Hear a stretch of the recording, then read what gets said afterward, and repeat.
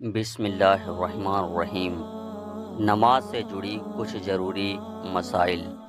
واقعہ مکمل سنیں اور ہمارے چینل کو سبسکرائب کریں۔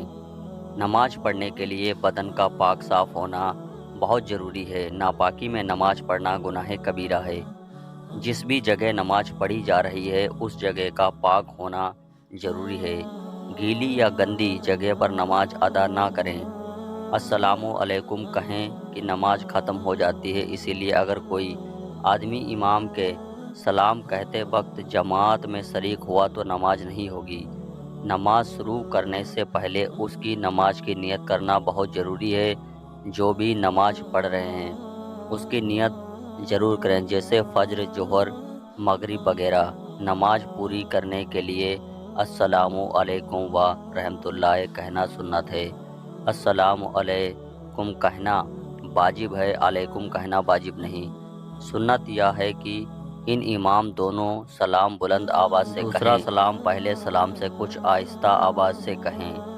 داہنی طرف سلام پھیرنے پر چہرہ اتنا گھمانا چاہیے کہ پیچھے بالوں کے داہنے رخسار گال نظر آ گئے اور بائیں طرف پھیرنے پر بائیں گال نظر آئیں۔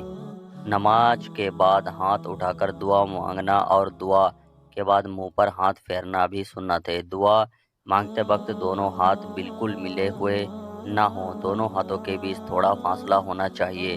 نماز میں انگڑائی لینا اور بار بار ابکائی لینا مکروہ تنظیمی ہے۔ نماز پڑھنے سے پہلے اچھے طرح وضو کر لیں، خاص کر کے منہ کو اچھے سے صاف کر لیں۔ نماز کے وقت بیڑی، سگریٹ، تمباکو کی بدبو آنا مکروہ ہے۔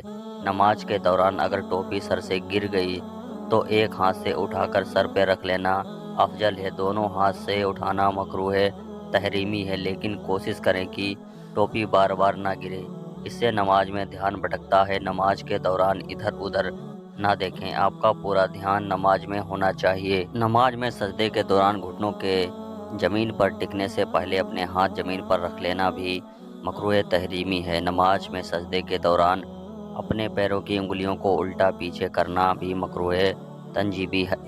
سجدے کے دوران کم سے کم ایک انگلی کا زمین سے ٹکا ہونا فرض اور 3 انگلیوں کا ٹکا ہونا واجب اور ساری انگلیوں کا ٹکا ہونا سنت ہے۔ سجدہ یا رکوع کی حالت میں 3 بار سے کم تسبیح پڑھنا مکروہ ہے، اسی لیے جلد بازی کبھی نماز نہ پڑھیں۔